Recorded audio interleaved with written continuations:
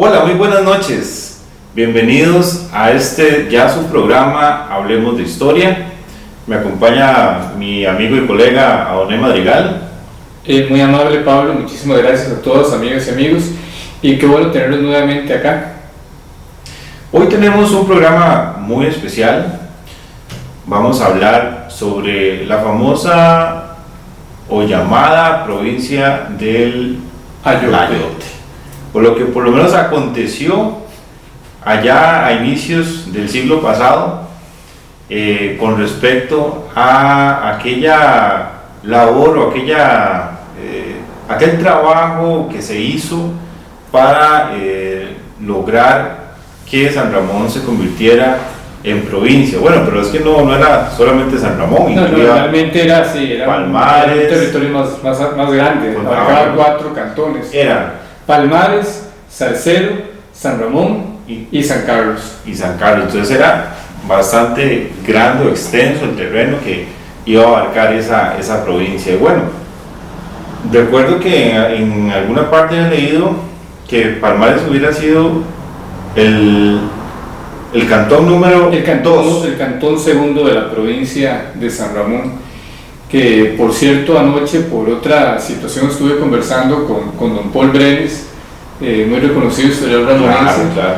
Y Paul me decía que la provincia también en algún momento se pensó que se llamara Provincia de la Amistad. Curiosamente, hace algunos años, cuando tuve la oportunidad de trabajar en la Asamblea Legislativa, se comenzó a gestar todo el proyecto de creación del actual cantón 16º de la provincia de Alajuela, el cantón del Río Cuarto, y una de las ideas iniciales de nombre de ese cantón era precisamente la amistad también. Ahora, muy importante, antes, les estaba comentando que lo de la provincia del Ayote, en realidad eso de la provincia del Ayote fue tal vez una forma despectiva que le había puesto el padre Bernardo Gómez, pero en realidad se iba a llamar la provincia de San Ramón o la provincia de la amistad, ¿verdad? Pero eso lo vamos a contar un poquito más adelante, el por qué fue que le pusieron la provincia ¿por qué la llamaban la provincia del Ayote? ¿Por qué la llamaba la provincia del Ayote? Aquí en Palmares, ¿verdad? Solamente aquí en Palmares se conoció. Por supuesto. En San Ramón dio libre decir la provincia del Ayote. O que se diera la provincia del Ayote. Ese era el padre Gómez con sus salidas muy ingeniosas. Sí, exactamente. Recordemos que el padre Gómez era una persona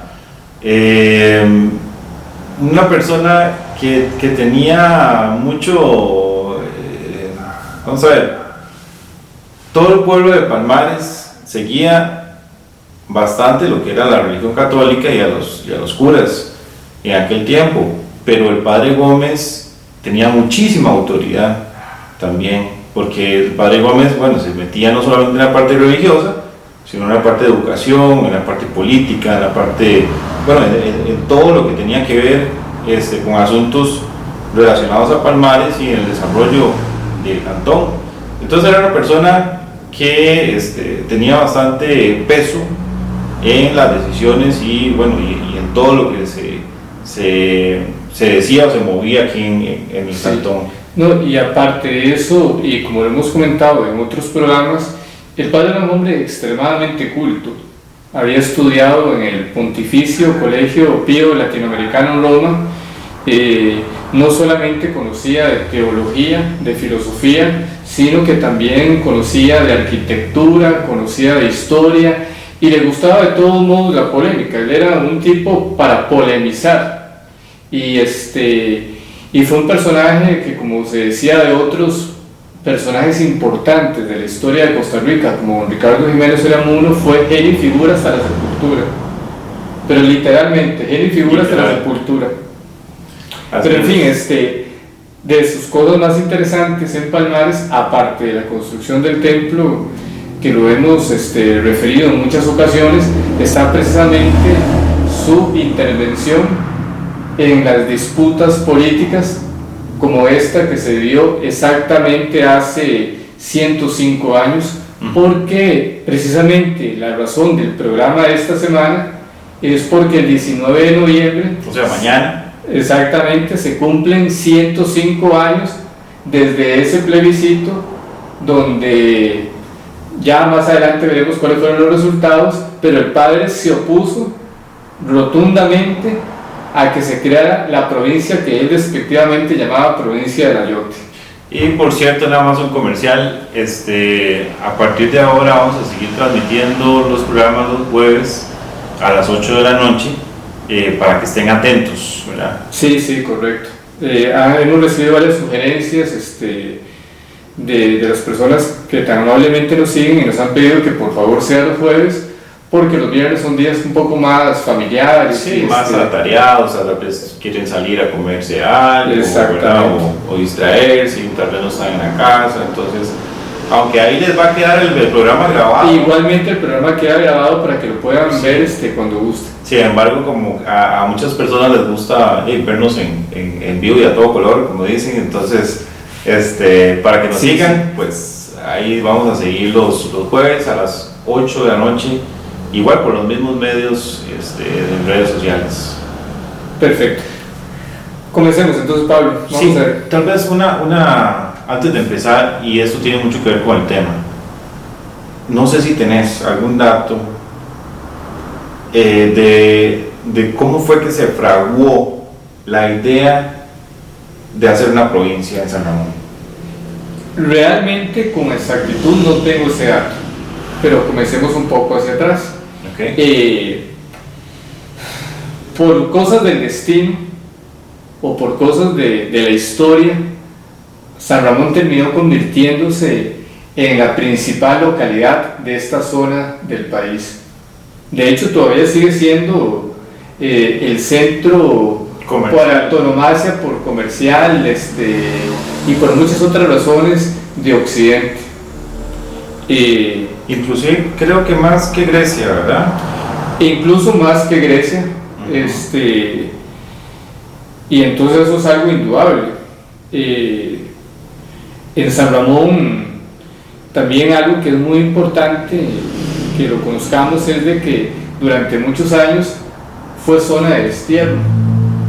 Aquí a esta parte más extrema del Valle Occidental se enviaban algunas personas exiliadas, algunas personas que no caían bien a los que detentaban el poder de turno. Aquí vamos a hablar de una figura, amigas y amigos y Pablo, que fue el general don Tomás Guardia Gutiérrez. Don Tomás Guardia Gutiérrez fue presidente de Costa Rica, fue dictador de Costa Rica de 1870 a 1882. Tiene una particularidad realmente extraordinaria el general Guardia Gutiérrez, y es que a diferencia de los dictadores de otras regiones del mundo y especialmente en nuestra América Latina, no fue un dictador sangriento. De hecho, se le recuerda más bien como un hombre de carácter fuerte porque era un militar. Había participado, por cierto, en la Guerra Patria de 1856-1857, pero no era un hombre sanguinario. Eso sí, se decía que en Costa Rica no se movía una hoja sin que el general Guardia Gutiérrez se diera cuenta, ¿verdad? Se daba el gusto de irse a Europa por temporadas durante su gobierno y dejaba a sus amigos en el poder, y sabía que regresaba a Costa Rica y aquí le estaban esperando la silla presidencial. Y viajar en Europa actualmente es relativamente fácil, y si tienes los medios económicos pagas un tiquete y te vas en avión a Europa y 22 días después estás acá. En aquella época era una aventura. Sí, claro. De hecho, yo un día estaba, ahora ya la página de Sinavi volvió a prestar sus servicios para lo que son los periódicos, y yo estaba revisando unos periódicos de 1860 y algo, y casualmente ahí venían algunos anuncios de viajes a Europa y digamos a la parte del norte de América, y en fragata, ¿verdad? Y ahí ponen el dibujito del velero y toda la cosa. De la fragata. Bueno, ya una fragata en aquel entonces era Sí, el barco, un barco con velas, ¿verdad? Exactamente, sí. Imagínense la aventura, cruzar cruzar el océano Atlántico en un velero. Sí. Era algo impresionante. Sí. Bueno, y aquí estamos hablando de todo un poco. Muchos viajaban desde Nueva York a California y circunnavegaban toda América. Les resultaba más fácil eso que cruzar por tierra a los Estados Unidos. O sea, era una aventura. Viajar realmente era cosa que poca gente lo podía hacer, y el general Tomás Guardia se iba, no sé dónde tomaba el barco,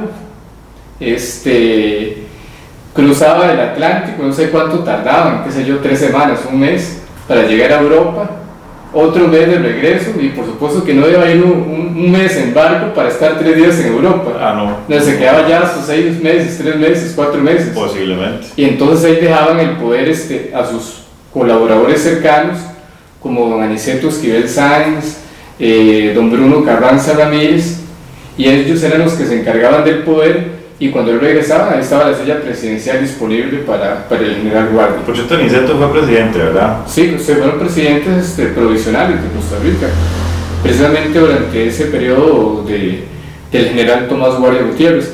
Pero como les decía, el general Tomás Guardia Gutiérrez no era un tipo sanguinario. Es más, durante su administración se abolió la pena de muerte. Claro, la abolió ya cuando él estaba a punto de morir, pero durante todos sus años de poder casi no se aplicó la pena de muerte. Se aplicó al principio y por delitos que no fueron políticos, fueron por los delitos que tradicionalmente los jueces de la República condenaban a muerte. Bueno, llama mucho la atención esa decisión de este mandatario, porque ya, y si nos podemos ver el resto de países de América, creo que Costa Rica seguro fue de los primeros, o el primero, porque el resto sí las estaba aplicando la pena de muerte. En muchas partes de América, América Latina ha ido desapareciendo la pena de muerte. Aquí hemos sido vanguardistas en mucho. Digamos, la República Federal Centroamericana, recién creada en 1824-1825, abolió la esclavitud. En Estados Unidos la abolición de la esclavitud se dio hasta 30 años más tarde, provocó una guerra civil, la guerra de secesión, que significó 1 millón de víctimas. O sea, fue una guerra espantosa. En Brasil, que es un país donde hay una inmensa cantidad de población negra, la esclavitud se abolió hasta 1889. Entonces uno se da cuenta que hemos sido realmente visionarios con respecto a eso. Y la pena de muerte, pues tengo entendido que en algunos países de América Latina todavía está vigente, pero digamos ya no es aplicada como se hacía en el pasado, pero por lo menos en el siglo XIX sí era tema de casi que de todos los días, eso sí. Digamos, entonces en ese sentido Costa Rica y al general Tomás Guardia Gutiérrez le debemos esa actitud tan civilista de parte de un militar. Claro. Bueno, pero vamos a ver a qué íbamos, porque estamos ahora hablando un poco acerca de San Ramón. Como les decía, amigas y amigos, San Ramón se convirtió en un centro de destierro. Acordémonos que no habían carreteras como las hay actualmente y que esto estaba realmente retiradísimo de San José. Entonces, ¿qué hacía el general Tomás Guardia Gutiérrez cuando Pablo Rodríguez le caía mal o a Donay Madrigal le caía mal? Va para el destierro. ¿Y cuál era el destierro? O San Ramón o Pérez de León. Por eso es que en la zona actual de Pérez de León, San Isidro del General, lleva ese nombre, porque allá fue enviado, desterrado Pedro Pérez de León. Y acá San Ramón, uno de los personajes brillantísimos que fueron o que estuvieron allí exiliados en el exilio interno, fue Julián Bolio Llorente. El colegio de San Ramón, el colegio diurno, lleva el nombre de ese prohombre nacional, Julián Bolio Llorente. Entonces él los mandaba a zonas retiradas del país, donde esos personajes que eran tan cultos más bien llegaban a iluminar un poco a esas zonas. a darle brillo intelectual. Y fue así entonces como entre otras razones San Ramón comenzó a convertirse en la capital del occidente de Costa Rica. Bueno, en medio de todo eso también comenzó a crecer en cuanto a población, comenzó a crecer en cuanto a actividad comercial, y ya para principios del siglo XX era una ciudad que podía rivalizar de cierta forma con Alajuela. Y ahí fue donde se comenzó a gestar la idea de crear una provincia. También tenemos que tomar en cuenta otra cosa, amigas y amigos. En la Costa Rica de ese momento, los gobernadores provinciales tenían poder. El poder ejecutivo nombraba a los gobernadores provinciales, y también el poder ejecutivo nombraba a los jefes políticos.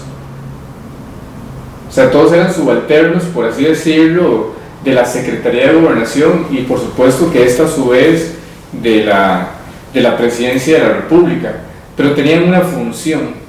Las gobernaciones de provincia existieron todavía hasta recientemente, pero ya habían ido decayendo en cuanto a sus funciones, pero en aquel momento sí tenían, digamos que, bastante poder.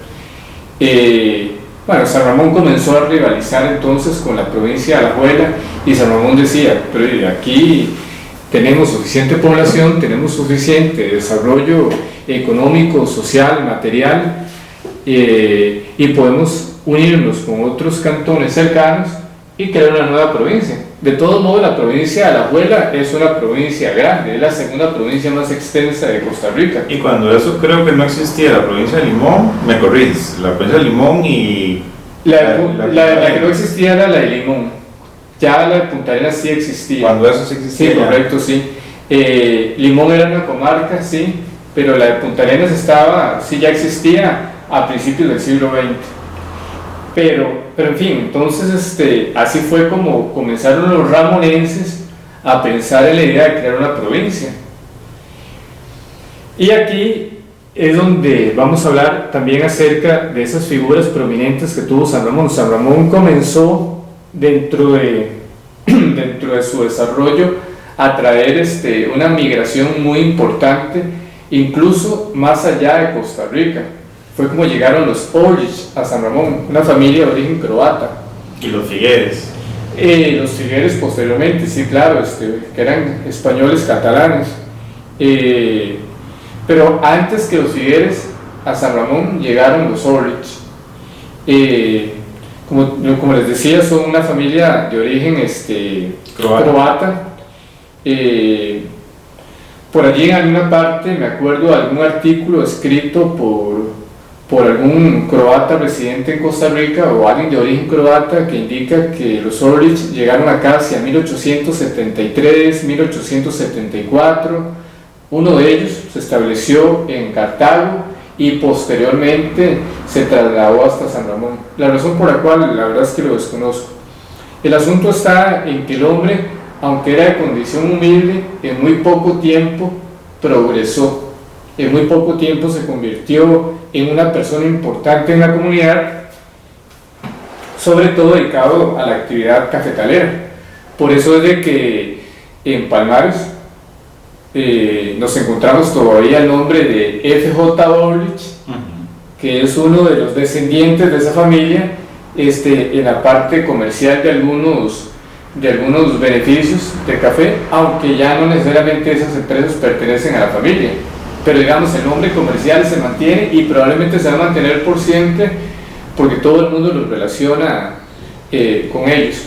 Bueno, en un programa de esos pasados estuvimos hablando que inclusive, según comentan, digamos, a algunas personas mayores, de la primera escuelita que hubo en Zaragoza, ya estuvo ahí donde está el beneficio, bueno, donde estuvo el beneficio de Yolanda Orlich. De Yolanda Orlich, precisamente.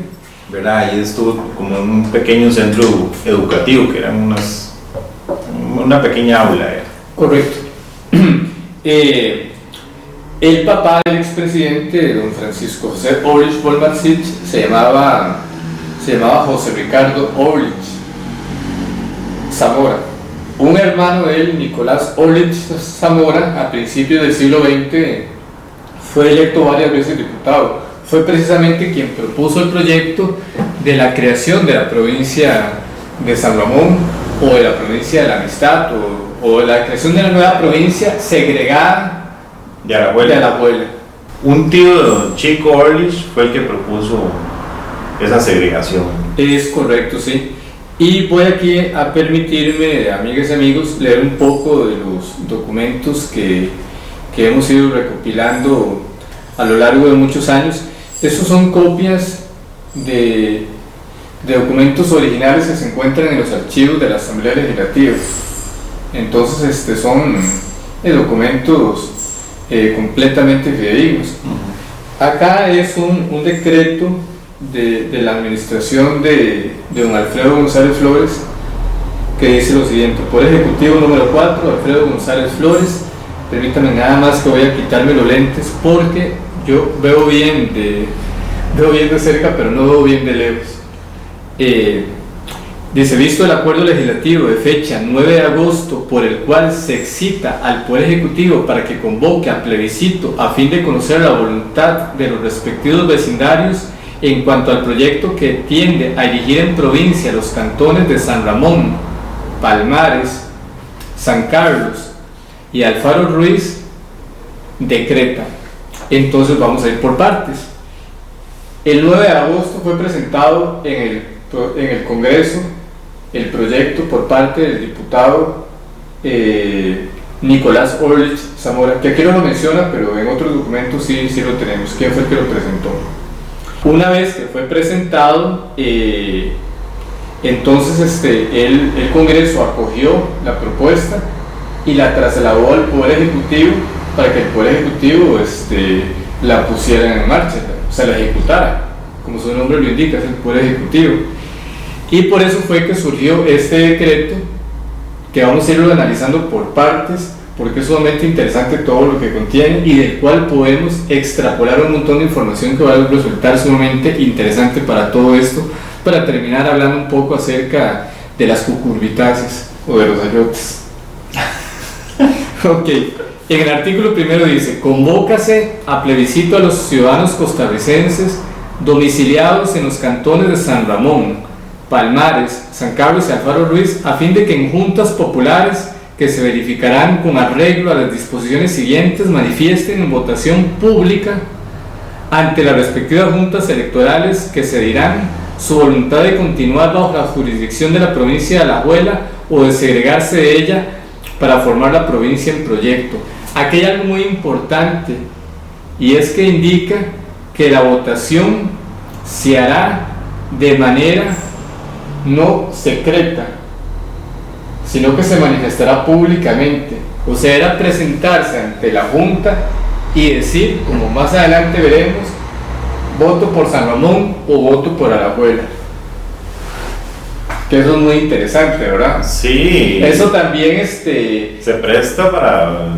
pero así era, así funcionaba la legislación en Costa Rica en muchos momentos, en esa época y hacia atrás, eran votos públicos. Por eso es de que se puede... La pregunta, digamos, para salir yo de la duda. Entonces, digamos, para la elección de presidentes también era público. Antes de 1914, la votación era pública.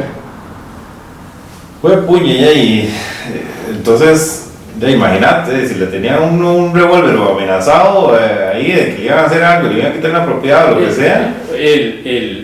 Los famosos gamonales. Los gamonales llevaban a la gente que trabajaba con él, básicamente con una idea por quién tienen que votar. Y afuera ya escuchan a ver si votaron o no. Por supuesto que sí, era terrible. O sea, el voto secreto que nosotros actualmente ejercemos es una de las garantías enormes de nuestra democracia.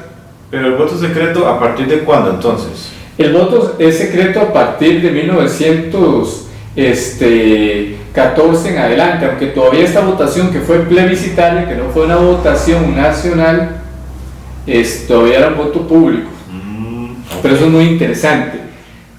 Sigamos entonces con el siguiente artículo. No lo vamos a leer todo el articulado porque es bastante extenso, pero vamos a destacar algunos artículos. El artículo segundo dice: para ejercer el voto plebiscitario se requiere haber tenido en el distrito electoral una residencia habitual anterior a no menos de 2 meses contados desde la fecha de la publicación de este decreto. B. Ser legalmente hábil para sufragar conforme a la ley de elecciones. Y C. Haber sido previamente calificado para el caso. Vamos también a ver un asunto con respecto a esto que después va a ser muy interesante cuando hablemos acerca de las estadísticas de la votación. No votaban las mujeres. O sea, imagínate que actualmente las mujeres representan más o menos el 50% del padrón. O sea, el 50% de las personas que podían ejercer el voto actualmente estaban en ese momento fuera, por la condición de ser mujer, que es una barbaridad desde luego. Pero como les digo, un poquito más adelante, Pablo y amigas y amigos, veremos un poco las estadísticas porque eso nos va a llevar hasta un dato que es sumamente interesante con respecto a esto, cómo la votación en Palmares fue masiva, pero masiva realmente. Nadie en Palmares, o muy poca gente, se quedó en sus casas ese día sin votar, y eso es algo que llama poderosamente la atención. Seguimos entonces con, bueno, de eso estaba pensando en algo, pero lo voy a dejar ahora para las estadísticas también. Artículo tercero: los que no tuvieran la residencia exigida en el inciso A del artículo anterior podrán sufragar en el lugar donde eran vecinos anteriormente si perteneciera a cualquiera de los cantones mencionados. Artículo cuarto: el servicio electoral plebiscitario se efectuará por medio de las juntas electorales cantonales, principales y auxiliares que fungieron en las últimas elecciones municipales y en el modo que en adelante se establece.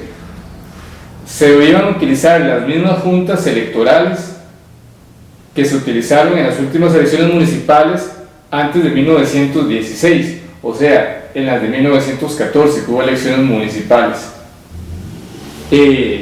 No sé cuántas juntas hubo, si eran 5 en las municipales de 1914, en Palmares tendría que haber nuevamente 5 juntas en el plebiscito, las mismas. La calificación de los ciudadanos aptos para sufragar en cada distrito incumbe exclusivamente a la Junta Principal Electoral.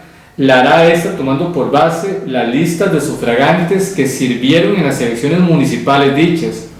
Una vez que las juntas hayan revisado cuidadosamente esas listas a efecto de incluir los nombres de los ciudadanos que tengan la residencia necesaria, conforme a este decreto hayan llegado a la edad de votar, o de excluir a los quienes desde la fecha de la última calificación electoral hubieran fallecido o perdido la aptitud legal para sufragar. Aquí hay algo muy importante: actualmente votamos a partir de los 18 años, uno alcanza la ciudadanía plena a los 18 años, lo que llamamos mayoría de edad cuando nos dan la cédula. Y en aquel momento no era así, era hasta los 21 años, y eso vino a cambiar hasta relativamente en tiempos recientes. Fue en el 73 que se bajó de los 21 a los 18 años. En el 73. Es correcto. Pero eso quiere decir que entonces las personas que sacaban cédula antes del 73 ya tenían 21. Eran mayores de edad cuando tenían 21 años. Ok. Eso fue una reforma que se hizo al Código Electoral en la última administración de don José Figueres Ferrer, fue en el 73. Y lo otro que eso también nos va a permitir ahora, para todavía poder darle un poquito más de vueltas al asunto de las estadísticas. Y lo otro es, bueno, y ya aquí tal vez no es tan importante, o sí lo es porque como documento histórico no hay nada que no sea importante, y es el hecho de que habían personas que estaban inhabilitadas para votar. Actualmente no existe eso, incluso las personas que están en cárcel pueden votar, pero es que en los centros de carcelarios se abren juntas receptoras de votos. Cuando hablábamos de personas inhabilitadas, quiere decir que en ese entonces los que estaban en cárceles no podían votar. Y no sé quiénes más, pero por lo menos sé que los estaban en situación de cárcel no podían votar. Me parece que en algunas partes de los Estados Unidos, y eso lo vi recientemente en un programa, las personas que han sido condenadas están inhabilitadas por un tiempo para ejercer su derecho al voto. Sigamos un poco adelante. Es un artículo que es el sexto, ya es bastante grande. Únicamente voy a leer el principio que dice: dicha lista deberá quedar fijada a las 8 de la mañana del miércoles 1 de noviembre próximo. Expresará el número de votantes que contiene y estará expuesta al público durante 10 días, o sea, hasta la misma hora del viernes 10 de noviembre. 1 de noviembre quedaban listos los padrones, iban a estar expuestos al público hasta el 10 de noviembre para que la gente revisara y la gente viera si faltaba algo, si sobraba algo, si hicieran las reclamaciones del caso, en fin, etc. Y ya después de eso estaba totalmente todo listo para el famoso plebiscito.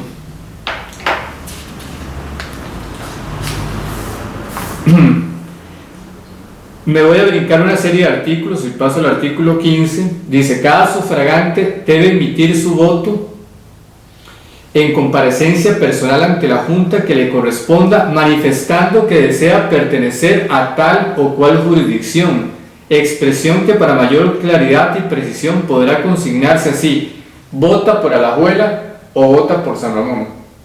O sea, uno llegaba ante los miembros de la Junta y decía: voto por Alajuela o voto por San Ramón, y eso es lo que tenía que quedar consignada en el acta. Entonces, insistimos, no había votación secreta, nada de papeletas y nada, era manifestarlo a viva voz. Ahí lo que decían era: Adonai Madrigal Ledesma cédula tal, dice vota por vecino de tal, dice que vota por Alajuela. Exactamente. Ok, vamos a continuar un poquito más adelante porque quiero buscar acá algo, y si no lo voy a decir de todos modos de memoria, porque el horario de la votación se abrió a las 6 de la mañana y la votación se cerró a las 6 de la tarde.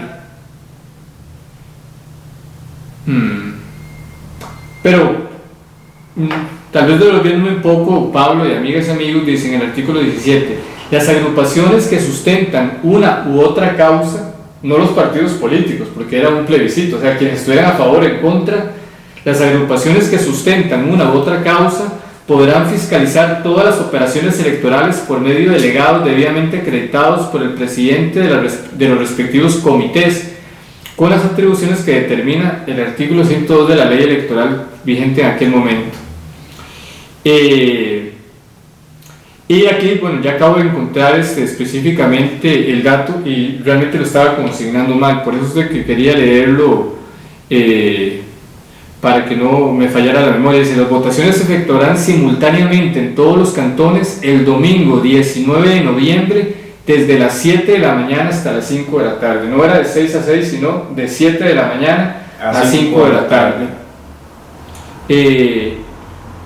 Y cada junta principal auxiliar llevará por duplicado un libro en el que se consignará con claridad y por escrito con tinta y a presencia del sufragante cada voto que se reciba.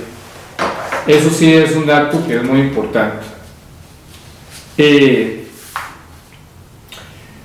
Ya casi vamos a terminar con esta parte para entrarle un poquito a ver lo que es la labor que hizo el padre Gómez en medio de todo este bochinche electoral, porque es un bochinche. En el artículo 21 dice: terminado el escrutinio, el gobernador informará. Ok, aquí es muy importante el escrutinio. Cuando se realiza la votación, se hace un conteo preliminar. O sea, todo lo que sucede el día de las elecciones, y ya estamos hablando de las elecciones actuales, lo que se hace en la Junta es un conteo preliminar. Eso pasa al Tribunal Supremo de Elecciones, y si hay alguna inconsistencia en las actas o hay alguna denuncia, algún tipo de irregularidad, se realiza el conteo manual en el Tribunal Supremo de Elecciones, en una mesa grande donde están los funcionarios del tribunal, están los fiscales de los partidos, está un magistrado presidiendo la mesa. Eso es el escrutinio definitivo. Si no hay absolutamente ninguna apelación y nada que indique que hubo alguna anomalía, simplemente se da por bueno el resultado que ya iba en el acta o que fue consignado en el acta que llega al tribunal. En este caso dice que, y eso es lo que se conoce como escrutinio, terminado el escrutinio, el gobernador de la provincia de San José, porque aquí se hizo una excepción, no puede ser el gobernador de la provincia de Alajuela, porque no se podía ser juez y parte. Sí, claro. Entonces se designó al gobernador de la provincia de San José para que fuera el ente supervisor máximo de este plebiscito. Terminado el escrutinio, el gobernador informará a la Secretaría de Gobernación, que era su superior jerárquico, sobre estos puntos: número total de votos en los 4 cantones, número total de votos en favor de una u otra provincia, número total de votos recibidos en cada cantón, número total de votos recibidos en cada cantón por una y otra provincia, número de votos anulados y el número de reclamos de nulidad rechazados en cada cantón. Valga destacar que en ningún momento se habla de provincia de San Ramón. Lo que se dice es de que para agilizar o para facilitar al elector es de que dijeran voto por Alajuela o voto por San Ramón. Por eso es que quizás lo que anoche comentaba con Paul Brenes tiene toda la razón, Paul. O sea, se propuso crear la provincia. Todo el mundo supuso que iba a ser la provincia, supuso en ese momento que iba a ser la provincia de San Ramón por haberse gestado la idea allí. Ok, aquí sí ya, Pablo, pero pienso que podemos hablar un poco bueno, este decreto, perdón, amigas y amigos, que haga ese corte acá, fue dado en la ciudad de San José a los 21 días del mes de octubre de 1916, o sea, 1 mes y 2 días antes del famoso plebiscito. Y antes de entrarle entonces a lo que es propiamente el padre Gómez, voy a decir que me encontré precisamente en esta investigación algo que me llamó también poderosamente la atención. Es otro documento del Poder Ejecutivo, firmado por el presidente don Alfredo González Flores y quien fuera su secretario de Estado en el despacho de Gobernación, que era don Juan Rafael Arias. Dicho sea de paso, era el abuelo del expresidente Oscar Arias. Dice lo siguiente: en vista de las quejas que se han presentado sobre la legalidad de las resoluciones dictadas por el comisionado de esta secretaría en el cantón de Palmares, al conocer en grado de las resoluciones de las juntas principales de distrito en los reclamos y por inclusión y exclusión de sufragantes, y considerando que en concordancia con el propósito del Poder Ejecutivo de que la actuación plebiscitaria se efectúe dentro de la mayor justicia y legalidad para todos los bandos contendientes, procede a dictar las medidas necesarias a fin de enderezarlas, si fuera el caso, apartando toda sospecha de parcialidad respecto de quien quiera que el asunto intervenga oficialmente, y se nombra por tanto un comisionado especial de la Secretaría de Gobernación, que se constituirá en el cantón de Palmares con el objeto de rever las resoluciones que han motivado las quejas y dictar las que en derecho correspondan. Solamente en el cantón de Palmares. O sea, no encontré que hubiese absolutamente nadie alegando más allá de lo normal en ningún otro cantón. Por eso digo que en Palmares fue donde efectivamente había un completo bochinche. La efervescencia era en Palmares. Ahora bien, no fue un asunto de partidos políticos, era un plebiscito. O quizás los partidos políticos participaban apoyando una de las dos tesis, o qué sé yo. Pero, ¿cuáles fueron los dos bandos? Al menos acá en Palmares. Había un bando a favor de la provincia de San Ramón, de la nueva provincia, y había otro bando en contra de la creación de la provincia de San Ramón. Políticamente hablando, creo que era Gerardo Monge, por un lado, que estaba a favor, ¿verdad? Don Gerardo Monge y don Mario Urpí. Y don Mario Urpí, que también en ese entonces eran un comerciante muy importante. Eran dos comerciantes muy importantes, sí, de Palmares. Probablemente estaban proyectando cómo podría ser Palmares a futuro. Que Palmares hubiese sido cantón segundo de la provincia de San Ramón y hubiese garantizado un montón de cosas interesantes, como por ejemplo tener una representación permanente en el Congreso. Que si bien es cierto, los diputados debieran de ir a la Asamblea Legislativa a legislar y a proponer leyes, todavía en aquella época era muy común que el diputado rural fuera a la Asamblea Legislativa para tratar de traer partidas específicas. Claro, para el desarrollo de sus cantones. Es correcto, era la visión propia de la época. No estoy diciendo que fuera incorrecto, sino que era la visión propia de la época. Pero le hubiera garantizado a Palmares eso. En alguna conversación que tuve hace muchos años con un personaje de la educación local palmareña, él me decía que probablemente que Palmares hubiese sido cantón segundo de la provincia de San Ramón a partir de 1916 o 1917 le hubiera significado que el colegio no se hubiese fundado hasta 1958, sino que se hubiese fundado 20 años antes. Claro. En fin, entonces, digamos, ellos tenían una visión. Y por el otro lado teníamos a Marcelino Fernández y al padre Gómez. Principalmente al padre Gómez. Pero eran, digamos, eran los personajes que se vieron involucrados en esto que ahora con un poco de comedia estamos llamando bochinche electoral. Aunque sí fue un bochinche, la verdad es que en términos muy hispanos fue un bochinche electoral. Y ahora vamos a ver por qué no fue un bochinche electoral. Revisando las actas municipales del año 1911, el censo de ese año nos indica que en Palmares había una población de poco más de 5.000 personas. Y en esa votación en Palmares, y ahora vamos a hablar los números de todos la votación completa, pero primero vamos a referirnos a Palmares. En Palmares votaron 1.048 personas. Pablo y amigas y amigos, 5.000 personas. Hablemos que estadísticamente podrían ser 50 y 50 hombres y mujeres. Ya descartamos de golpe 2.500. O sea, vamos quedando 2.500 personas. Sigamos descartando esos 2.500. ¿Cuántos eran electores? Y descontemos todos los que eran menores de edad. Todos los menores de 21 años. Sí. Todos los que estuvieran por alguna razón inhabilitados para poder votar. O sea, tal vez la votación en Palmares, o tal vez el padrón no llegaba ni siquiera a las 2.000 personas. O incluso podría ser hasta muchísimo menor. Y sin embargo votaron 1.048 personas en Palmares. Eso nos da una idea de que Palmares, el Palmares electoral de su época, se lanzó a las calles. Sí, ¿Y por qué hubo tanta efervescencia en Palmares? Porque si bien es cierto, no tenemos las estadísticas de población de los demás cantones donde se hizo el plebiscito, sí podemos hablar en términos de lo nuestro. O sea, ¿por qué hubo tanta efervescencia en Palmares?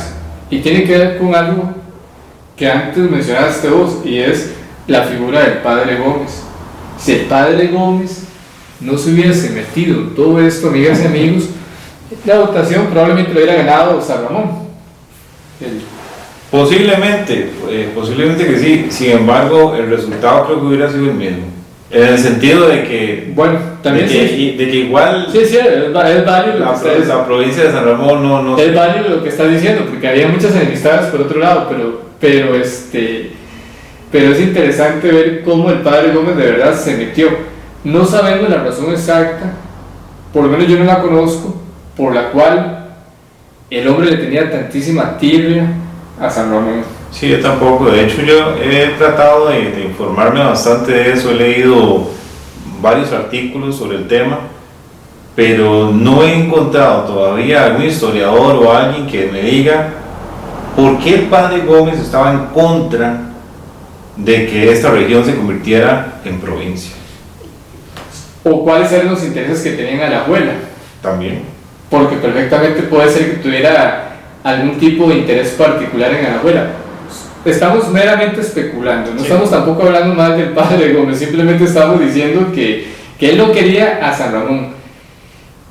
Desde el púlpito, él por supuesto como pastor de almas y como persona muy influyente en la comunidad, persona muy respetada en la comunidad, muy respetada, podríamos decir que una persona muy querida en la comunidad, aunque también tenía sus adversarios, pero era un personaje muy respetado. El padre Gómez desde el púlpito se cuenta y se dice, y eso lo leí en una entrevista que hace unos años le hizo Camilo Rodríguez para el periódico Hoja, don Luis Alberto Monge. Don Luis Alberto contaba que el padre decía: no le compren a Gerardo Monge y no le compren a Mario Urpí. Llegaban a esos niveles. Pero el padre, además de eso, que probablemente tenía una enorme facilidad de palabra, como casi todos los sacerdotes, deben de llevar cursos de oratoria, tienen que, bueno, por su propia formación, tienen que aprender a sermonear, a dar sermones. El padre se aprovechaba de su oratoria, yo me lo imagino como Demóstenes oponiéndose a Filipo, cuando Filipo pretendió ser rey de Grecia. Una filípica, se lanzaba sus filípicas, que es la palabra correcta, contra la provincia de San Ramón, y decía: la provincia del Ayote, no voten por la provincia del Ayote. Despectivamente hablando de San Ramón, no voten por la provincia del Ayote. Exactamente. Y ya me imagino el resto de cosas que no, hablaba mal sobre, por supuesto que sí. Sobre lo que él llamaba la ocurrencia, ¿verdad? Porque eso era, para él era una ocurrencia. Que eso es algo exactamente, porque la provincia del Ayote. Sí. Es muy como cuando nosotros coloquialmente decimos: no seas tan ayote. Cuando le decimos a un amigo: no seas tan ayote, o por un tipo de ocurrencia. Sí. O es una ayotada. Es una algo, tontería, una cosa así. Exactamente, solamente él pensó que eso de crear una provincia de San Ramón era una ocurrencia sin pies ni cabeza, y que por tanto él lo llamaba efectivamente provincia del Ayote. Más sin embargo, ya lo dijimos antes, por lo menos desde mi punto de vista no hubiera sido no era una ocurrencia, porque hubiéramos tenido, bueno, vos lo dijiste antes, había muchas ventajas. Sí, pero es por eso de que sería bueno investigar un poco más a fondo en los escritos que dejó el padre Gómez, que yo sí, les soy sincero, yo no he tenido acceso a esos documentos, el famoso libro de bautizos, donde él iba haciendo anotaciones al margen, porque era tremendamente escrupuloso a la hora de dejar anotaciones. Sí, tengo entendido. Yo sí estuve buscando, por lo menos entre algunas copias que tengo, pero casualmente de ese año no lo tengo, y desgraciadamente ya todos los libros que estaban en los Curia, nacionales o en la Curia estaban antes aquí en la Curia de Palmares, pero se los llevaron para la Alajuela. Okay. Allá están todos esos libros. Dicho sea de paso, una de las instituciones más importantes para la gente que hace investigaciones históricas es precisamente la Iglesia Católica, porque existe desde hace mucho, desde hace 2000 años, y la Iglesia como Estado, porque es un Estado, es sumamente burocrático, entonces de casi todo va dejando un registro. Entonces uno sabe cuándo nació una persona, cuándo falleció, cuándo se casó, cuándo se separó, y los curas iban dejando en sus libros todo tipo de anotaciones que son exageradamente valiosas, son un tesoro para la investigación histórica. Yo que soy muy seguidor, digamos, de ver lo que anotan los curas en estos libros, el padre Gómez era, digamos, puedo usar una palabra coloquial, digamos, era rajado en todo lo que anotaba sobre lo que ocurría en Palmares. Era demasiado descriptivo. Él cualquier cosita que sucedía en Palmares lo escribía. Bueno, lo anotaba, como por ejemplo, digamos, cuando en la iglesia vieja tuvieron que sacar los santos que habían en la iglesia, anotó el día y la hora y dónde los colocaron, ¿verdad? Sí, era, él tenía una mentalidad muy burocrática. Sí, es más, imagínate, la primera misa que se dio en el nuevo templo, él la anotó el 10, porque eso fue el 10 de noviembre de 1903, yo no sé por qué se me grabó en la mente, pero es que él utilizó media página de esos libros grandes de bautizo, y la primera misa que se dio el 10 de noviembre de 1903, y lo puso así. Y dicho sea de paso, no es una mala costumbre, todos debiéramos de hacerlo. Si todos tuviéramos esa iniciativa de ir anotando el día a día de las cosas que, aunque parezcan pequeñas, al final de cuentas suman a la historia, sería todo tan interesante, tendríamos tanto registro. Sí. Porque acordémonos de que hemos hablado muchas veces de los vacíos que tenemos en la historia de Palmares, y los tenemos porque lamentablemente no teníamos 15 padres Gómez haciendo ese tipo de cosas. Sí, porque, por ejemplo, el padre que le siguió, que era Mardoqueo Arce, él no tenía esa costumbre. Él no anotaba absolutamente nada en los libros. Ya después hablaremos de Mardoqueo Arce, es que realmente el padre Mardoqueo Arce estaba más interesado en otras cosas. Pero ya lo hablaremos después en otra conversación. Queda pendiente el asunto. Volviendo a la famosa provincia de San Ramón, o provincia de La Yota, como quieran ustedes llamarlo, al final de cuentas la votación en San Ramón fue 2.900 votos a favor del sí a San Ramón, y por supuesto que 0 votos en contra. En San Carlos 419 a favor, 117 en contra. En Salcedo 324 a favor, 79 en contra, y en Palmares en contra 746 y a favor 302. Si hubo una votación alta a favor de la provincia, porque en porcentaje en Palmares fue el no obtuvo un 71.18% y el sí obtuvo un 28.81%. Si lo comparamos con los números que acabo de citar y demás, nos damos cuenta que en Palmares efectivamente, aparte que votó mucha gente, pues también, a pesar de toda la oposición tan férrea del padre Gómez y de todo su grupo alrededor, porque no solamente era el padre Gómez, era toda su feligresía, y esa feligresía seguramente había gente también muy preparada, y además con aquella visión casi que de cruzada, eran cruzados. Vean qué palabra más linda que estamos utilizando ahora, que el padre lo tomó como una cruzada, una cruzada en contra de la provincia de La Yote, y así al final de cuentas y terminó la votación, que en total fueron 3.945 votos a favor de la provincia nueva de San Ramón, que fue un 76.13%, y 942 votos, un 23.87% en contra, de los cuales 746 los aportó Palmares. ¿Por qué no se creó la provincia, Pablo y amigas y amigos? Bueno, y resulta ser que esto fue en noviembre de 1916. 2 meses después, el general Federico Tinoco Granados, que era el ministro de guerra, como decir actualmente el secretario de seguridad del presidente Alfredo González Flores, de manera por una felonía, dio un golpe de estado y allí murió el proyecto. O sea, todo el mundo en medio de la situación del golpe de estado, el nuevo gobierno que convocó a nuevas elecciones para legitimar lo que había sucedido, entonces el proyecto se metió en la gaveta de los despachos del Poder Ejecutivo y ya no prosperó nunca más. Posteriormente, en la década de los 20, nuevamente se comenzó a hablar otra vez acerca de la provincia de San Ramón. Sin embargo, ya no tuvo tanto interés, o ya no despertó interés, y ni siquiera llegó hasta las instancias de una votación, como sucedió exactamente hace 105 años.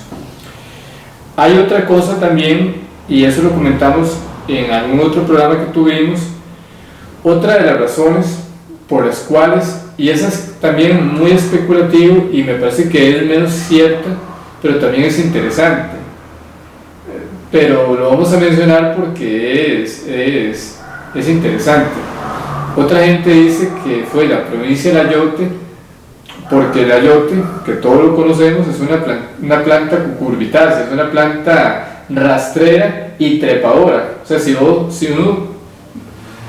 siembra una mata de ayotes, porque yo creo que casi todos somos sembrar una mata de ayote, nos damos cuenta que si no le cortamos las puntitas, y la mata se extiende por todos lados, es una planta completamente rastrera.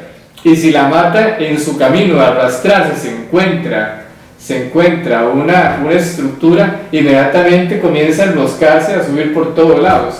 O sea, es una planta rastrera y trepadora. Entonces, algunos dicen que eso tenía que ver precisamente con esa característica, pero me parece que ya eso es hilar demasiado fino. Sí. Y creo que tenía que ver más que todo con el espíritu muy costarricense, que aunque era un hombre muy culto, era un hombre que todos los días lidiaba con los campesinos. Vean eso, amigas y amigos, la importancia de hablarle a los campesinos. Si el padre Gómez le hubiera dicho a los campesinos del Palmares de aquella época, mire, no votemos por la provincia de la cucurbitácea, nadie lo hubiera entendido. No, él les hablaba con las palabras que la gente utilizaba: no vote por la provincia del Ayote. A pesar de que era una persona muy culta, ¿verdad? Totalmente. Y yo creo que el hombre nos dio una lección de cómo hacer política. O sea, uno tiene que dirigirse a la gente hablándole en términos que la gente entienda. Por eso es de que si uno comienza a hablar en términos muy elevados, al final de cuentas la gente no entiende nada y no le interesa nada. Y es una lección tal vez para los políticos actuales, ¿verdad? Porque por lo menos algunos yo he escuchado con términos tan técnicos que algunos entenderán y otros no entenderán, ¿verdad? Cuando hablan, por ejemplo, de economía y otros problemas propios, digamos, que tiene Costa Rica actualmente. Sí, bueno, no vamos a hablar tal vez acerca de los políticos actuales, porque eso siempre se presta para entrar en disputas, pero vamos a hablar de los políticos viejos. ¿Por qué la gente se llevaba bien con don Ricardo Jiménez, que era un abogado y un gran intelectual? ¿Por qué se llevaban bien con don Cleto González, abogado, historiador y un gran intelectual también? Con don Otilio Ulate, que aunque no era profesional, era un hombre de muchas lecturas. ¿Por qué la gente se llevaba bien con don Pepe Figueres o con don Chico Orlich? ¿O por qué la gente se llevaba bien con don Julio Acosta, ramonense también, por cierto, vecino nuestro, que era un abogado? Era gente que se mezclaba mucho con el pueblo. Que era gente que se mezclaba y con el pueblo y le podía hablar a los campesinos de términos completamente propios de los campesinos. Y aquí voy a comentar una historia muy interesante. La familia de parte de mi mamá es ramonense. Me contaba mi mamá, siendo yo pequeño, que un día ya estaban las chiquillas. Mamá tenía tal vez unos 15 años cuando llega mi abuelo, que se llamaba Epifanio Ledesma Camacho, un hombre de campo. Llegó a la casa y le dice: Elisa, aquí traigo un amigo, hagan café y hagan las tortas de huevo. Y cuando mi abuela salió, el amigo que traía mi abuelo era un señor muy alto, muy elegante, saco, pero sin corbata, con sombrero. Se quitó el sombrero y la saludó, le dijo: mucho gusto, señora, Otilio Ulate. Era Otilio Ulate. O sea, eran los campesinos, era un hombre que tal vez en ese momento todavía no era presidente de la República, pero que era una figura prominente en la política costarricense, que mi abuelo se lo encontró en un turno en San Ramón, lo invitó a tomar café en la casa, unas tortas de huevo con café, y el señor fue como normal. Eso es algo que me parece que es maravilloso de la historia de Costa Rica. De los políticos de antes. De los políticos de antes, exactamente. Antes era, bueno, no entramos en detalle. ¿No? Exactamente. Pero en fin, eso es grosso modo la historia de la votación de hace 105 años que nos ha traído el tema de hoy. Hay algo, Pablo, y amigas y amigos, que también, eso me lo contaba alguien, pero yo no recuerdo en este momento quién fue. Es que siempre hubo una rivalidad entre los pueblos, pero es una rivalidad bonita, tampoco estamos hablando de cosas feas, y es una rivalidad que se dan mucho entre muchos otros pueblos. Sí, no solamente. Dice que entre griegos y sarchiseños se da, que entre sarchiseños y griegos se da, que entre alajuelenses y belemitas se da, en fin, o sea, entre los de Naranjo contra los de Sarchí también. Sí, por supuesto. Entonces se repiten una y otra ocasión. Entonces lo de Palmares y San Ramón no tiene absolutamente nada de extraño. Los ramoneses nos decían cohecheros y nosotros les decíamos chayoteros, que eso era un término que se utilizaba antes, y yo creo que aquí nace una confusión con respecto a esto, porque cuando yo comencé a investigar, yo dije, ¿es la provincia del Ayote o la provincia del Chayote? Porque yo recordaba que hace muchos años a los ramonenses les decíamos chayoteros, pero la duda me la sacó, o lo logré aclarar a través de un libro muy interesante del finado don Carlos Abarca, porque don Carlos Abarca es el que menciona específicamente la provincia del Ayote, y ya después me lo encontré en otros textos más, pero yo creo que allí surgió entonces en un momento una confusión entre el Ayote y el Chayote. El asunto está en que de todos modos ambas son plantas cucurbitales, Sí. están emparentadas. Ahora, hay gente Donay, que me ha preguntado a mí, Pablo, ¿será que desde esa época fue que empezaron los conflictos entre San Ramón y Palmares? Y más bien yo he encontrado que han habido conflictos desde mucho antes, casi. Sí, casi desde la fundación misma. Es más, yo diría que inclusive desde tal vez antes de la segregación eclesiástica.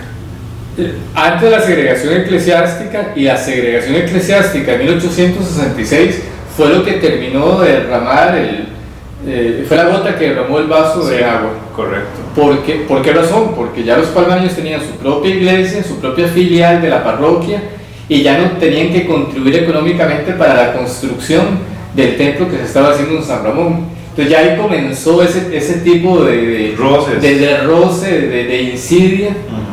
Pero lo que les iba a decir antes a todos, a ustedes, amigas y amigos, y a Pablo, es que me contaban a alguien que ahora lamentablemente no recuerdo quién es porque me hubiera gustado citarlo. Los palmareños se iban por la calle Vieja, se iban a la cima y comenzaban a gritar que viva San Ramón, que viva San Ramón, pero era que viva San Ramón de Alajuela. Así los remataban, y claro, se armaban los pleitos allá arriba, pero eran pleitos, literalmente eran pleitos. Sí. A puñetazos y a pedradas allá arriba en la montaña. Bueno, eso es lo bonito de la historia de Costa Rica. Y de los pueblos. Y de los pueblos nuestros. Ok. Me queda una duda nada más, tal vez como para ir finalizando el programa. ¿Por qué no se retomó? ¿Cuál será la teoría? O sea, ¿por qué no se retomó? Ya estaba aprobada la provincia, ya sabemos por qué fue que al final se engavetó por el golpe de Estado. Pero si estaba ahí, estaba aprobado, ¿por qué otro gobernante simplemente no lo retomó? Bueno, a principios de los años 20, el proyecto como que trató nuevamente de retomarse. Y básicamente fue, dijimos antes que se engavetó por el golpe de Estado de 1917, pero en 1920 fue electo presidente de la República Ramonense, que fue don Julio Acosta García en ese momento, y además él fue electo diputado en esa votación de 1920, un palmareño, Mario Urpí, que fue de los que estuvieron a favor de la provincia. Trató de retomarse el proyecto, pero ya no hubo interés en general, y quizás porque había que armonizar más el país después de un golpe de Estado en el 17, después de una tiranía tan tremenda como la de los Tinocos, donde el país sufrió mucho, las familias costarricenses sufrieron mucho. Tal vez los ánimos estaban todavía muy caldeados o muy sensibles, la gente, no sé la razón exacta. Yo creo que para esas épocas está lo de la guerra Coto, ¿no? La guerra del Coto fue en 1921, fue hace 100 años, tal vez puede ser otra de las razones, pero en fin, ya el proyecto nunca más tomó fuerza. Y para finalizar,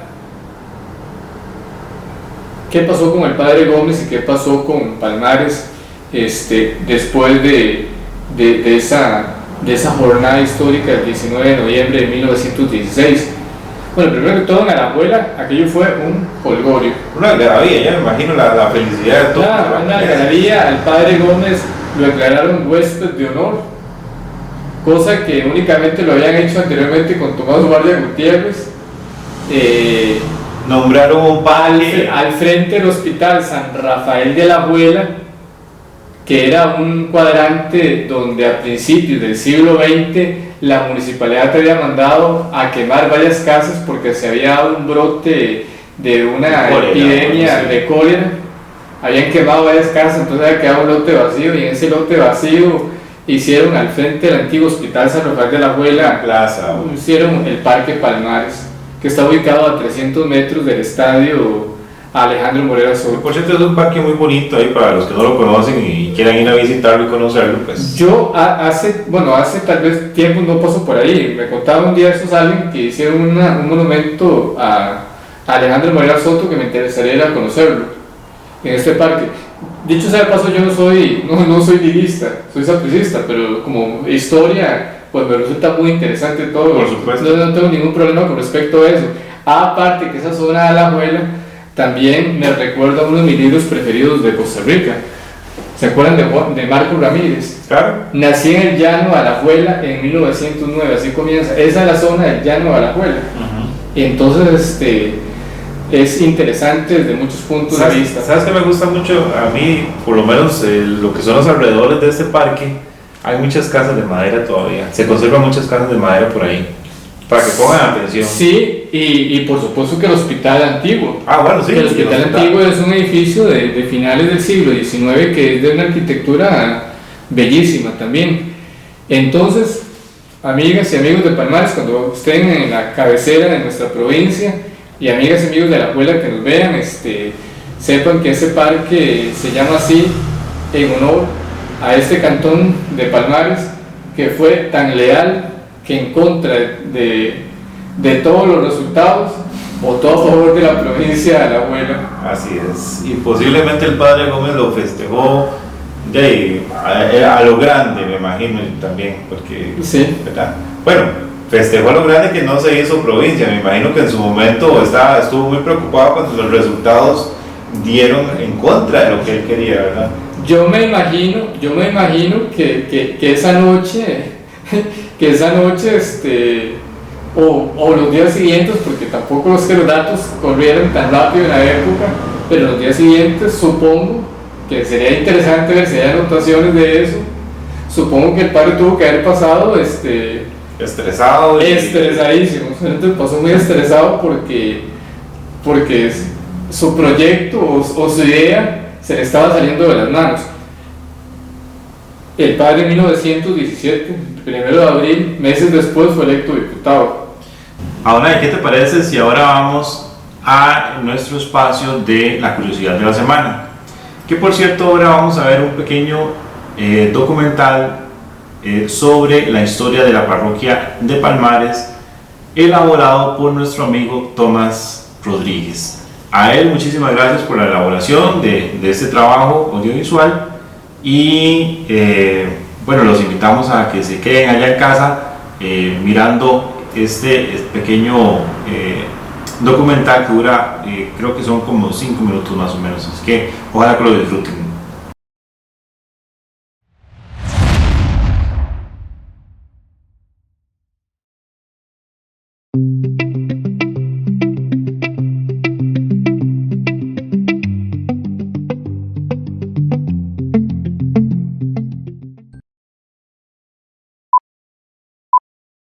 Buenas noches, amigas y amigos. Tengo el honor de presentarles un documental muy especial, la historia de la parroquia de Palmares. En 1858 se construye una modesta choza de paja para ser empleada como oratorio, en un terreno que en 1863 dona por testamento Lucas Elizondo. Entre los años 1865 y 1866 se logra construir otra ermita más grande, en barro y teja, y se puso bajo la protección de la Virgen de las Mercedes por ser la patrona del lugar. La devoción a Nuestra Señora, la Virgen de las Mercedes, se debe a la influencia que ejerció don Lucas Elizondo, quien era originario de Mercedes de Heredia y quien además regaló la imagen de la Virgen. Al concluirse la ermita, los vecinos de Palmares deciden enviar una delegación que se entrevistó con el obispo Anselmo Llorente y Lafuente, primer obispo de Costa Rica, con el fin de solicitarle la creación de una filial y el nombramiento de un sacerdote para el templo. Monseñor Llorente les manifiesta: no tengo a quien enviarles. Sin embargo, los palmareños le dijeron que estaba dedicada a San Anselmo de Canterbury. Como este era el nombre de Monseñor, esto determina para que el obispo cambie de criterio y accedió a la petición del pueblo palmareño. Pues bien, el 7 de noviembre de 1866 nace la parroquia de Palmares, fecha en la cual también llegó su primer cura, don Rafael de Jesús Soto. A las 6 de la tarde del 20 de abril de 1894, Monseñor Ricardo Casanova, obispo de Guatemala, llegó a Palmares, recibido por Monseñor Esteban Echeverry, así como también un grupo de jinetes que lo acompañaban desde Atenas. Lo condujeron hasta las decoradas calles de Palmares, en donde una multitud de pies descalzos lo recibe con explosión de bombetas y repique de campanas. El 22 de abril de 1894 se empieza a construir el majestuoso templo de Palmares. 20 años transcurrieron para ver la estructura de piedra de granito terminada. Esta es una obra grandiosa, producto del trabajo y la fe del pueblo palmareño de ayer, y hay datos que revelan que 1000 palmareños trabajaron a la vez. El traslado de la piedra hasta el centro de Palmares lo hacían unas 10 carretas durante los meses de diciembre a abril, aprovechando la estación seca. Según cuenta la tradición, se utilizaba la clara de huevo como un componente más de la mezcla para pegar los bloques de piedra, y cuando se acababa, era necesario recorrer grandes distancias para solicitar huevos a los vecinos. Las campanas llegan a Palmares el 30 de noviembre de 1899 y fueron bautizadas con los nombres de Rosario y Mercedes. El 24 de septiembre de 1912 se inaugura el primer alumbrado eléctrico de Palmares. Para esta ocasión se organizaron las primeras fiestas patronales en honor a la Virgen de las Mercedes. El 24 de septiembre de cada año se celebra el Día de la Virgen de las Mercedes y por tal motivo se acostumbra a realizar la entrada de los santos. El actual templo de Palmares finalmente se inaugura en 1914. Entre los años 1928 y 1929, ante el asombro de la humilde ciudadanía, aparecen los vitrales procedentes de Alemania. El impacto es profundo.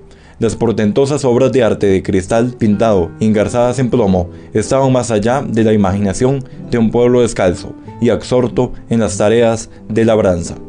El trabajo de estos vitrales es extraordinario. Cada detalle, hecho a mano, nos introduce en un mundo mágico. La luz penetra atravesando la policromía, y entonces el espectáculo nos aproxima a lo perfecto. El 21 de abril de 1956 se efectúa la consagración del templo por parte de Monseñor Juan Vicente Solís y le otorgó además el título de Basílica de Nuestra Señora de las Mercedes.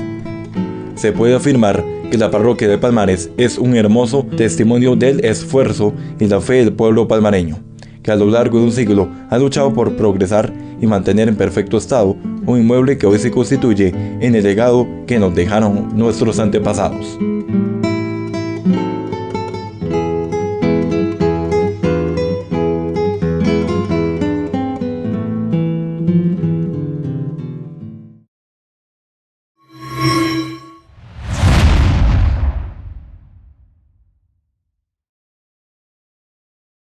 Bueno, Nay, ha sido todo un gusto compartir con usted y bueno, y también con todos ustedes allá en casa.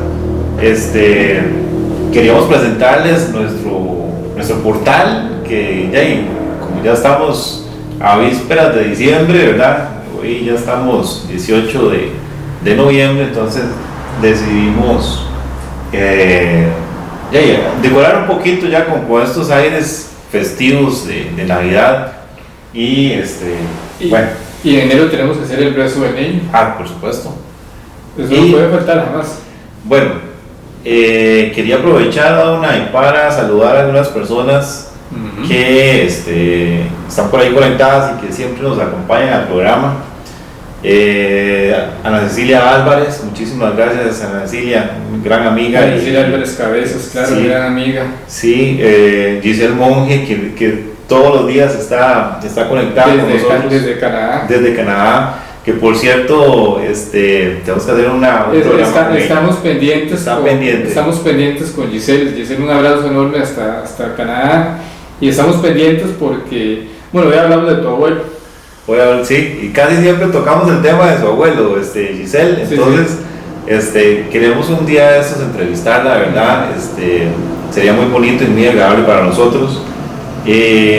A Clara Rodríguez también, Clarita, muchísimas gracias por estar ahí siempre pendiente. A Esperanza Vázquez, a Diana Pacheco, Vicky Varela y bueno, y a todas las personas que se conectan.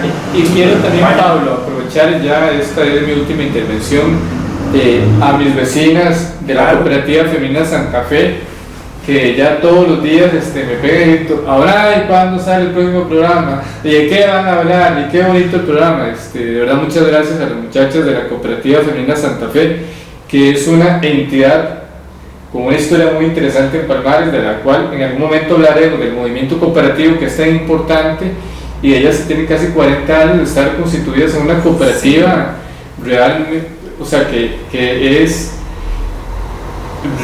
en síntesis un modelo. Sí, de hecho me llamó mucho la atención que antes me dijiste eso, 40 años tienen ya, y yo en realidad pues no había escuchado mucho hablar de la cooperativa, pero de mi parte también un saludo para todas ellas. Gracias por estar ahí pendientes del programa, y gracias a todos, de verdad, gracias a todos los que nos han apoyado esta iniciativa. No se les olvide, pongan ahí en los comentarios o bueno, ahí nos pueden mandar algún mensaje también en privado si quieren algún tema en específico. Con muchísimo gusto nosotros estaríamos averiguando o empapándonos sobre ese tema y tocándolo en un futuro programa. De verdad, de mi parte, muchísimas gracias. No, muchas gracias y buenas noches, y de verdad infinitamente agradecidos, y sigan viendo el programa y sigan mandándonos todas las inquietudes que tengan, y adelantarles que próximamente ya se está asentando el verano. Creo que vamos a tener la posibilidad de estar yendo a las comunidades para poder hacer programas con la gente. Sí, de hecho, bueno, ahora ahí está adelantando, pero sí tenemos unos proyectos muy bonitos para todas las comunidades en Palmares, todos los distritos, y la idea es no estar aquí encerrados, ¿verdad?, sino más bien acompañarlos a ustedes y que ustedes nos cuenten la historia de Palmares, ¿verdad? Eso también es muy enriquecedor. Entonces, nada más, que Dios los bendiga, y muy buenas noches y gracias.